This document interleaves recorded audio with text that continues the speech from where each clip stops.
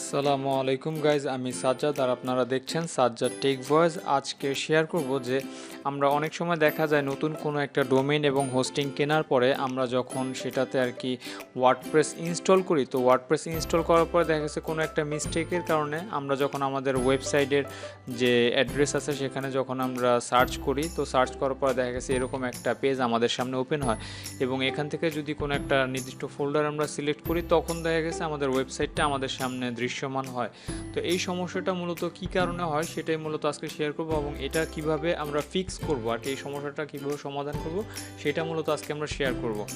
তো এই জন্য প্রথমে চলে যেতে হবে আমাদের যে সি প্যানেল আছে আর কি, আমরা যেখান থেকে আমাদের ওয়েবসাইট কিনছি সেখানে আমাদেরকে যে সি প্যানেলটা দেওয়া হয়েছে আমরা সেখানে যাব। তো এই যে সি প্যানেলে আসার পরে আমাদের যে মিস্টেকটার কারণে আর কি এই সমস্যাটার সম্মুখীন হতে হয় সেটা হচ্ছে আমরা এখান থেকে আমাদের যে ওয়ার্ডপ্রেসটা ইনস্টল করা আছে তো আমরা মূলত সেখানে যাব। তো সেখানে যাওয়ার পরে আমাদের সামনে ওয়ার্ডপ্রেসের এই পেজটা ওপেন হবে। তো এখানে আমরা উপরের দিকে সি প্যানেলের আর কি বেশ কিছু অপশন দেখতে পাচ্ছি, যেমন go to C control panel, WordPress manager, তারপর হচ্ছে স্ক্রিপ্ট ডেমোস। তো এভাবে যে অল ইনস্টলেশন এই অপশনটাতে আমরা সিলেক্ট করব। তো এখানে সিলেক্ট করার পরে আপনারা দেখতে পাচ্ছেন যে আমাদের সামনে আর কি এরকম একটা পেজ ওপেন হলো। তো এখান থেকে আমরা এই যে রিমুভ বাটনে ক্লিক করব। তো রিমুভে ক্লিক করার পরে আপনারা দেখতে পাচ্ছেন যে এখানে রিমুভ ডিরেক্টরি, রিমুভ ডাটাবেজ এবং রিমুভ ডাটাবেজ ইউজার, এই তিনটে অপশন আমরা সিলেক্ট করব এন্ড দেন এটা আমরা রিমুভ ইনস্টলেশন করে দেব। আচ্ছা, তো রিমুভ ইনস্টলেশন করার পরে খুব অল্প কয়েক সেকেন্ডের মধ্যে এটা টোটালি রিমুভ হয়ে যাবে এবং দেন আমরা হচ্ছে রিটার্ন টু ওভারভিউতে যাব। তো এখানে যাওয়ার পরে আর কি আমরা একটা ফ্রেশ ইন্টারফেসে চলে আসব। তো এখান থেকে মূলত আমাদেরকে ওয়ার্ডপ্রেসটা আবার নতুনভাবে ইনস্টল করতে হবে। তো এখানে আমরা জাস্ট ইনস্টলে দিলাম। তো ইনস্টলে দেওয়ার পর আপনারা দেখতে পাচ্ছেন যে এখানে আর কি তিনটে অপশন আমাদের সামনে, সেটা হচ্ছে আমাদের ওয়েবসাইটের অ্যাড্রেস, দেন হচ্ছে এই জায়গায় যে ইন ডিরেক্টরি, এই যে চুজ ডোমেইনে দেখতে পাচ্ছেন আমাদের ওয়েব অ্যাড্রেসটা এবং ইন ডিরেক্টরি, এখানে ডাব্লিউপি দেওয়ার কারণে মূলত এই সমস্যাটাও হয়েছিল।